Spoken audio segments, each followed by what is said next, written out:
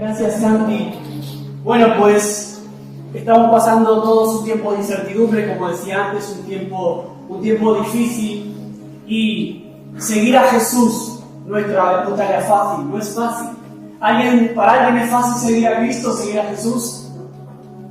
Si somos honestos, seguir a Jesús tiene un precio. Seguir a Jesús cuesta. Y hoy quiero hablarte un poquito acerca de los costes, pero también de los beneficios y qué espera Dios de nosotros. Hoy quiero hablarte, me voy a ir a saco con esto. Hoy quiero hablarte de la diferencia entre un creyente y un discípulo. Dios que está buscando y que quiero llevarte a que tú puedas de alguna forma examinarte a ti mismo y pensar, ¿soy un creyente o soy un discípulo? ¿Qué estoy ofreciéndole a Dios con mi vida? Entonces vamos a ver el Evangelio de Lucas, capítulo 14, vamos a leer del versículo 25 al 27.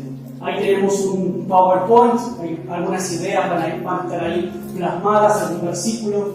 Lucas capítulo 14, versículo 25. ¿Tenéis Biblia en papel o con el móvil o tablet, como sea? El título de la Reina Valera, de la versión américa que tengo yo, dice: lo que cuesta seguir a Cristo. Tiene ese título, ¿no? Dice: grandes multitudes iban con él, con Jesús, grandes multitudes.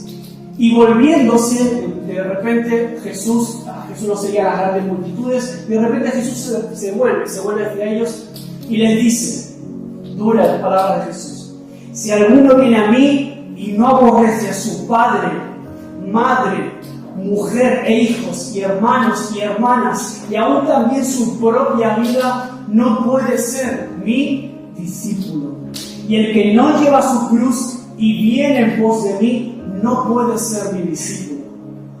¡Wow! Tremendo, ¿no? El estándar de Jesús es difícil, es complicado. El estándar de Jesús para ser discípulo, para ser un seguidor de Él, es bastante alto. Multitudes lo seguían, pero Jesús esperaba algo diferente. Jesús no esperaba simplemente multitudes. Él no busca multitudes, no busca creyentes, no busca simplemente adeptos. Él está buscando verdaderos discípulos, seguidores íntimos, amados, así como hablaba también Santi hace un momento. Muchos de los que seguían a Jesús eran curiosos, eran simplemente curiosos. Bueno, a ver qué hace, a ver qué milagro hace Jesús hoy, a ver con qué nos sorprende, a ver qué hace este tío hoy.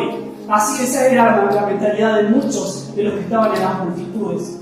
Otros lo seguían esperando recibir algo a cambio. Jesús hacía milagros, había gente que era beneficiada por lo que Jesús hacía, y muchos le seguían por pura conveniencia, por lo que Jesús podía ofrecerles a ellos. Es decir, tenían una perspectiva quizás un poquito egoísta. Entre la multitud había muchas motivaciones, entre todos aquellos que les seguían. Muchos se agolpaban para verle. Ahora, Jesús de repente se da vuelta y le suelta esto. Mira, si me quieres seguir para ser un verdadero discípulo, tienes que estar dispuesto a aborrecer a tu madre, a tu padre, a tu familia. Es decir, lo que para nosotros es lo más importante, lo más sagrado, Jesús dice, mira, yo quiero estar por encima incluso de eso. Tremendo, ¿eh? No es fácil. No es fácil. Jesús en ese sentido fue radical. Jesús estaba poniendo un nuevo parámetro. ¿Por qué? Porque Jesús está diciendo de alguna manera, nada puede estar por encima de yo, por encima de mí mismo, nada puede estar por encima de Jesús. Y luego utiliza también la expresión tomar la cruz. Tienes que estar dispuesto a tomar la cruz. A veces aquí hay una forma de hablar en Galicia, en España, que dice, cuando hay alguien que te fastidia, tú dices, es que mi esposo es una cruz, o mi hijo es una cruz. No sabes tú lo que me cuesta a mí tratar con él. Usamos esa forma, pero Jesús no se refería a eso. Se refería incluso a estar dispuesto a morir por Jesús. La cruz, en el tiempo de Jesús, significaba más o menos lo que hoy puede significar una silla eléctrica. La cruz significaba morir desangrado, colgado durante horas, ser escupido, ser menospreciado. Era la peor forma de morir que tú podías tener en aquella época. Hoy, lógicamente, a nadie se le crucifica, pero hoy sí que Jesús, las palabras son las mismas. Hay que estar dispuesto a morir, quizás no físicamente, pero quizás seguirle implique para ti y para mí, en algún momento de tu vida has pasado por algún tipo de muerte a nivel social. ¿A que sí? alguien quien te rechazó, algún tipo de muerte en lo familiar. ¿Por qué? Porque hay personas que no comprenden por qué haces tú un domingo yendo a la iglesia. ¿Pero qué haces tú yendo ahí que te lavan el cerebro? ¿Alguna vez te han dicho algo así? Ese es un tipo de rechazo o de muerte social. Y eso va en el pack de seguir a Cristo. Eso es parte del costo de seguir a Cristo. Probablemente te van a menospreciar, probablemente te van a rechazar en tu trabajo, tus compañeros, en tu propia familia, probablemente. Y por eso Jesús dice, mira, tienes que estar dispuesto a ponerme a mí por encima de todo. Porque si no, a las primeras de cambio te vas a caer, te vas a ir. En cuanto venga una enfermedad, vas a desaparecer. En cuanto vengan los problemas de falta de trabajo, te vas a ir, vas a dejar de seguirme. En cuanto venga una pandemia que te encierra en tu casa, vas a desistir y vas a caer. Contaba el ejemplo a los hermanos de Orense. La semana pasada en Orense cayó un árbol muy grande en una zona de jardines. Y era un árbol, un tilo, que es un árbol con un tronco muy gordo, muy frondoso, muy grande. Y vinieron las tormentas hace un par de semanas, que esas tormentas fuertes que hubieron en Orense, y ese árbol que parecía enorme, increíble, se vino abajo. ¿Por qué? Porque tenía las raíces muy cortas. Y tenía las pocas que tenía, las tenía enredadas con los sistemas de riego. ¿Vale? Era una zona de parques infantiles. Y eso me hizo pensar, una tontería, aparentemente una tontería como esa, un árbol que se cayó, me hizo pensar en eso, ¿no? ¿Cuántos cristianos, creyentes o discípulos, si no tienen sus raíces profundas, sus convicciones y sus valores arraigados en este tiempo de crisis, se vienen abajo? Hablaba con Santi hace un ratito, estábamos tomando un café y le decía, en la iglesia hay personas que de repente cuando no hubo reuniones físicas, en el confinamiento, es como que se alejaron de Dios, se alejaron de la vida de la iglesia. Y eso es tristísimo. Dios quiera que aquí no pase eso, pero es algo que lamentablemente, tristemente está sucediendo en todas las iglesias, al menos de las que yo tengo contacto y conozco. Está sucediendo muchos, aparentemente, tiros enormes, hombres de mucha fe, se están viendo abajo. ¿Por qué? Porque aparentaban una cosa, pero sus raíces eran muy cortas. Amén. Aquí no hay de esos. Aquí no hay de esos, seguro que sí. Muy bien, pues Pablo, el apóstol Pablo, hablando de la muerte, de tomar la cruz y todo esto, Pablo decía que cada día muero, ¿no? En 1 Corintios 15:31. Y hablaba, se refería a esa muerte social, a tener que escoger a veces entre el dinero y entre Jesús. En algún momento de tu vida quizás te ha pasado o te va a pasar entre tener que escoger aquello que te ofrece el mundo o aquello que te ofrece Jesús. Y yo te quiero decir algo, el costo de seguir a Jesús y ser discípulo es muy, muy alto. Es muy alto, no es para cualquiera. Pero también te aseguro algo, la recompensa es tan grande. Lo cantábamos hace un ratito aquí al principio. Lavaste mi maldad, me llenas de propósito, me llenas de esperanza, me llenas de vida. Y no hay nada que merezca más la pena en este mundo que seguir a Jesús. No hay otra cosa, no hay ningún proyecto de vida, no hay fama, no hay dinero, no hay éxito que supla lo que Jesús puede hacer en ti y en mí. Amén. Es así. Yo lo he experimentado y lo he vivido en mi propia carne. Juan decía, porque todo lo que hay en el mundo, los deseos de la carne, los deseos de los ojos, la vanagloria de la vida, no proviene del Padre, sino del mundo. Y el mundo pasa. No es que sea mala la vanagloria de la vida, sino que es pasajero, es efímero, no es lo más importante. El mundo pasa sus deseos, pero el que hace la voluntad de Dios, que permanece para siempre. Lo que tú estás haciendo para Dios permanece. El consejo, el ánimo que tú le das a tu compañero de trabajo, esa palabra de fe, de esperanza, cada vez que tú abres la boca para hablar de Jesús con alguien, eso nunca es en vano. Aunque la otra persona no quiera escuchar, aparentemente lo rechace, eso permanece. Lo que tú estás haciendo y habla muy bien de ti. Amén. Entonces Jesús no vino a buscar creyentes, Jesús no vino a buscar multitudes, Jesús vino a buscar ¿qué? Discípulos. Por favor, aunque sea lo que te lleves en tu mente y en tu corazón cuando salgas por esa puerta, al menos que sea eso. Jesús vino a buscar discípulos. Yo quiero ser uno de esos. Yo quiero ser un discípulo. No quiero ser simplemente un creyente, alguien que cree. Porque sabes, Los mormones también creen. Los que hacen Reiki también creen. Todos son creyentes en una cosa o en otra. Los católicos, todo el mundo, todos son creyentes, todos creen, hasta los ateos son creyentes, creen en su propia filosofía o en su propio estilo de vida. Creyentes hay muchos, seguidores de Jesús, discípulos, pocos. Amén. Pero aquí hay un buen puñado de discípulos. Yo estoy viendo muchos hoy aquí, en esta mañana, tu servicio. Déjame decirte la definición, una definición de la palabra creyente. Mira lo que significa. Significa devoto, seguidor, piadoso. El apóstol Pablo dice, porque no me avergüenzo del Evangelio, porque el Evangelio ¿es religión o qué es? Es poder de Dios, verdadero poder que cambia, poder que transforma. Por eso estamos hoy aquí sentados.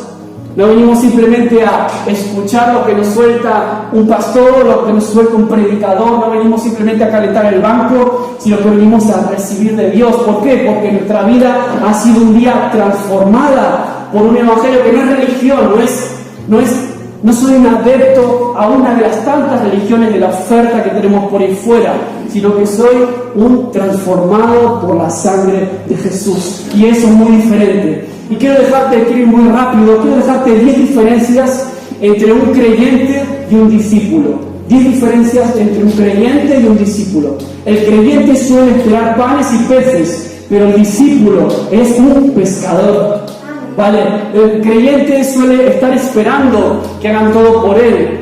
Siempre espera que le bendigan, que el pastor me ore, que el pastor me llame, que el pastor esto, el líder de turno, la iglesia. Siempre está esperando que los ministerios giren en torno a sus propias necesidades. Es un creyente.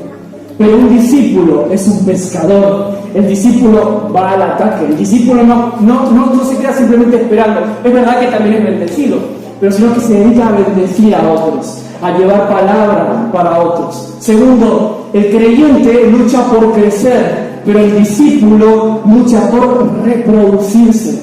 El creyente vive siempre enfocado en sí mismo, pensando que, tengo que crecer, tengo que madurar, tengo que ser mejor, ¿vale? Siempre centrado en sí mismo.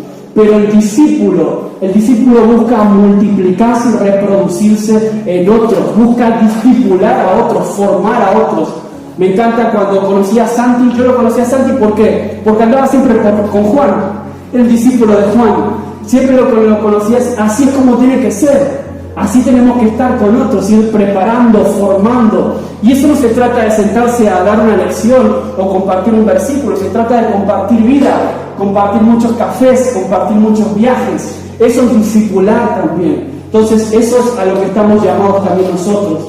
El creyente común nunca piensa en los demás, siempre están pensando solo en sí mismo. Pero el discípulo que se reproduce comparte con los demás lo que recibe, las experiencias que tú recibes aquí, lo que tú recibes, la palabra de Dios, las experiencias, todo no queda solo en ti, sino que tú eres un canal para bendecir a tu familia, a tus compañeros inconversos, a aquellos que no conocen a Jesús.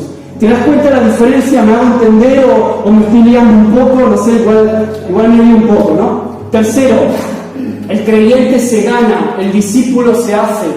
¿Alguien escuchó hablar de Billy Graham, que murió hace poco? Billy Graham dijo algo una vez, dijo algo así. Dice, cuesta un 10% de esfuerzo ganar a una persona para Cristo, pero cuesta un 90% de esfuerzo que permanezca en Él.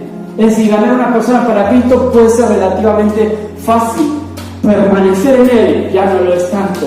Permanecer lleva tiempo, lleva trabajo, lleva esfuerzo para alguien que esté contigo y te discipule, te prepare y demás. Cuarto, el creyente depende en gran parte de los pechos de la madre. Podríamos poner entre paréntesis el pastor o el líder de turno. Pero el discípulo se ha destetado para servir. Esta semana hablaba Lorense con los hermanos acerca de esto, de los eternos niños espirituales. Porque cuando tú vienes a Cristo necesitas leche, necesitas que te enseñen lo básico. No eres como un bebé, un niño que no sabe discernir lo que es bueno o es malo, lo que es tóxico o no. Yo tengo una hija pequeña de 2 años que lo que pilla, lo que ve se lo lleva a la boca, ella no discierne si algo es tóxico para su organismo o no. Así somos nosotros cuando venimos a Jesús y damos nuestros primeros pasos y no tenemos una comunión todavía íntima con Dios.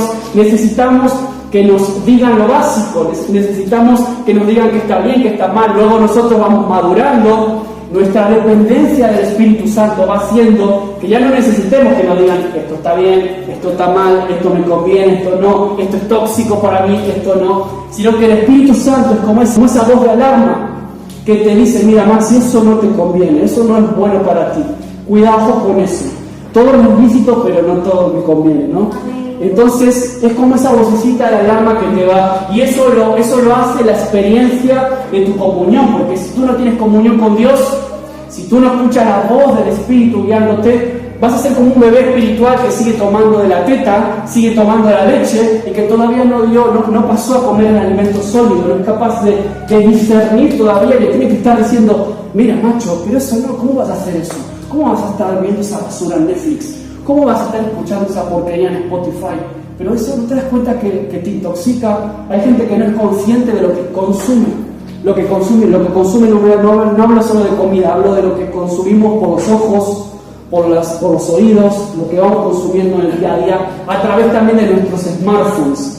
El creyente busca siempre halagos. El discípulo es sacrificio vivo. El creyente está esperando siempre la palmadita en el hombro, que lo reconozcan, pero el discípulo es un sacrificado. Dice, es un esforzado, es alguien que decide ser sacrificio vivo. Mi vida es para adorar al Señor, ¿vale? 6. El creyente, voy muy rapidito, el creyente entrega parte de sus ganancias, hablando también de dinero, de recursos, pero el discípulo entrega toda su vida. Podemos hablar del dinero, pero en general de todos los recursos que tenemos, talentos, dones y todo lo que tú eres y tienes. Todo de Dios, el 100%. Personas que viven como niños inmaduros, tomando la leche y no disciernen esta realidad de que el 100% le pertenece a Él. 7. Vamos allá. El creyente puede caer en la rutina. El discípulo es un revolucionario. El creyente a veces cae en un tiempo de rutina. La palabra rutina, si le quitas la letra T, te queda ruina, porque la rutina te lleva a eso, te lleva a la ruina espiritual. Por eso daba el ejemplo antes de aquellos hermanos que durante la pandemia se han quedado atrás, se han caído como el tilo, porque tenían pocas raíces. La rutina, la falta de expectativa. Por eso te pregunté al principio, ¿cuál es tu expectativa hoy? ¿Vienes a escuchar a Dios o vienes a escuchar a un predicador, un pastor, a un argentino de estos que me traen por ahí? ¿Qué vienes a escuchar? ¿Cuál es tu expectativa hoy? Eso es lo que tú te vas a llevar hoy de aquí. ¿Vale? El creyente simplemente consume, pero el discípulo es un revolucionario, alguien que busca llevar y transformar el entorno donde está. No se queda solo con ser cambiado él, sino que quiere cambiar a los otros. 8. El creyente siempre busca que lo animen. El discípulo siempre procura animar a otros.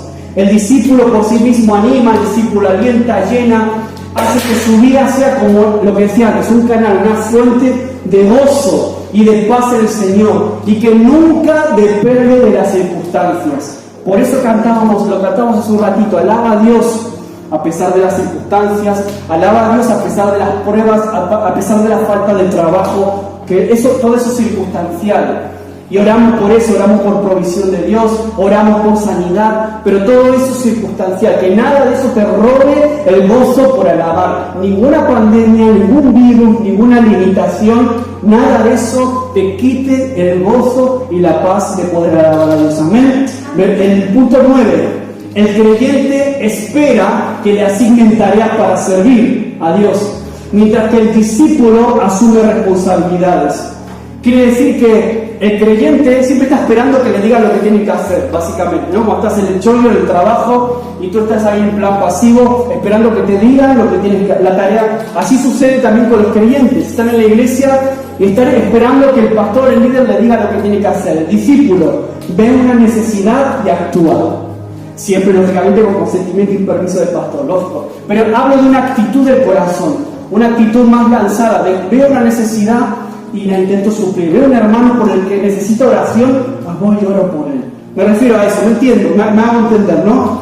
Entonces, el discípulo identifica las necesidades, ve lo que hace falta y actúa. Usa los dones que Dios le dio, sea mucho o poco, los usa para llenar esas necesidades. Se capacita, el discípulo tiene esa necesidad intrínseca de capacitarse. entiende que siempre se puede mejorar, siempre se puede crecer y quiere capacitarse, quiere aprender más de la palabra, quiere llenarse más de Dios, pues hay un encuentro, hay un evento, pues yo voy. Hay un retiro profético de no sé, pues voy, ¿no? El discípulo tiene esa necesidad de estar constantemente creciendo. 10, y voy terminando ya. El creyente murmura y reclama. El discípulo obedece y se niega a sí mismo. El creyente murmura y reclama. Uno de los problemas más frecuentes en las iglesias, la murmuración, el chismerío, el estar hablando por las espaldas de uno, el otro. El discípulo no. El discípulo entiende que para hablar de alguien tiene que hacerlo en presencia de esa persona. Yo nunca voy a hablar mal de alguien que no está presente adelante mío. El discípulo tiene esa convicción ya enraizada en su corazón. El discípulo no tiene ni siquiera necesidad de murmurar. Es antinatural para él. El creyente a veces sí que lo hace. El discípulo está comprometido a nunca hablar de nadie mientras esa persona no está presente, ¿no? Lo que decía antes. Ahora, te di esas 10 diferencias entre un creyente y un discípulo. Fui muy rápido, quizás fui demasiado acelerado, pero no quiero pasarme el tiempo. Me dijo Juan que aquí la gente le gusta rapidito. Entonces, yo digo, mira, si me estoy pasando, tú Santi me haces así, y yo ya sé que tengo que parar. Voy terminando de todas formas. Entonces, quiero dejarte, te hablé las diferencias, quiero dejarte 3 características muy breves de un discípulo. ¿Vale? Mateo 3:8 dice, haced pues frutos dignos de arrepentimiento. Dios está esperando, yo di el ejemplo del tilo, porque Dios también está esperando que nosotros seamos como árboles. ¿Y los árboles qué hacen?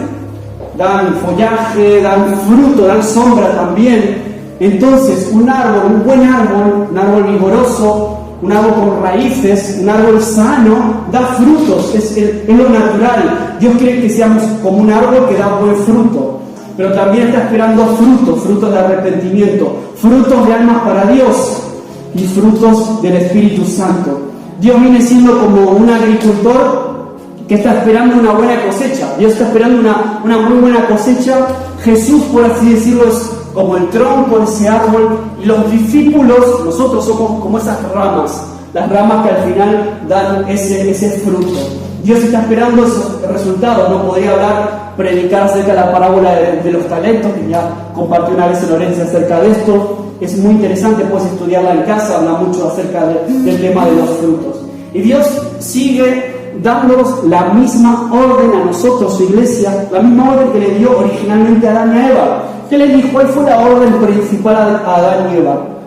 Multiplicar y fructificar.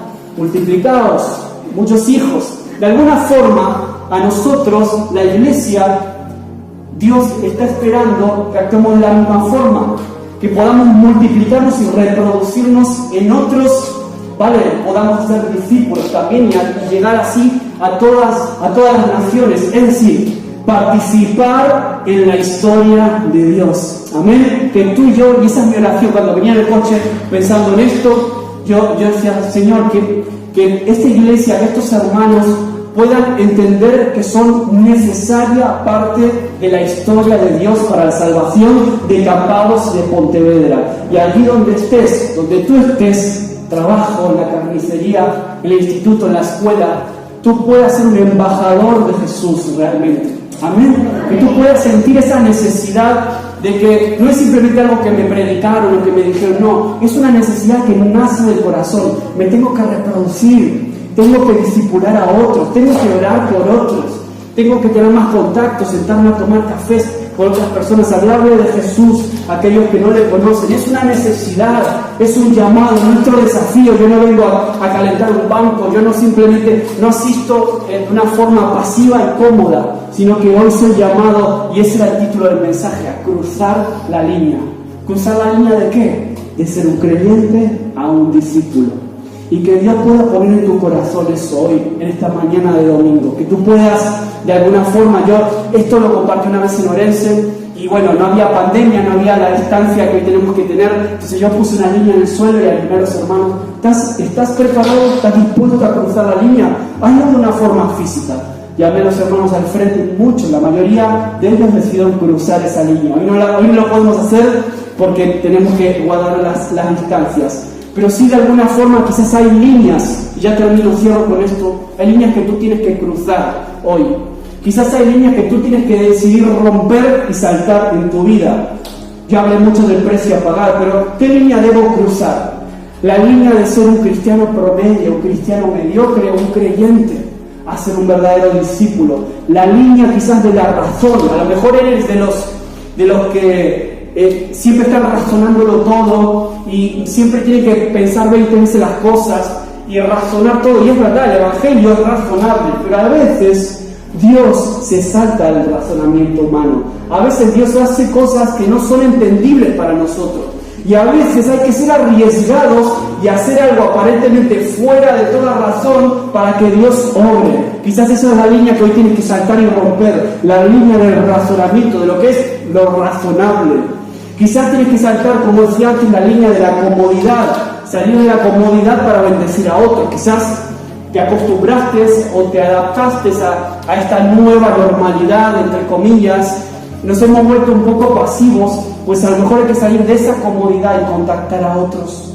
A lo mejor hay que salir de esa comodidad para llamar, levantar el teléfono y hablar con esa persona que un día te hizo algo y pedirle perdón. A lo mejor Dios te está diciendo, sal de tu comodidad, de lo que es cómodo para ti. Da el paso, comprométete, pide perdón, perdona a aquel que te ofendió. Quizás es esa la línea que hoy tienes que saltar. Quizás la línea de la conveniencia. Hablaba de personas de las multitudes que seguían a Jesús por conveniencia, simplemente por conveniencia. A ver qué puedo recibir, a ver con qué me puedo beneficiar. A veces en las iglesias hay personas que se sientan y vienen con esa actitud, a ver qué recibo yo, a ver qué pueden hacer por mí. Yo conozco muchos de esos, ¿no? Entonces a lo mejor tienes que saltar esa línea, pasar de solo pensar en ti a pensar más en los demás. Quizás tienes que saltar la línea de ser un seguidor a convertirte en un líder. Yo estoy seguro que aquí hay muchos líderes y muchas líderes aquí sentados, y Dios te está llamando a saltar esa línea hoy, esta mañana.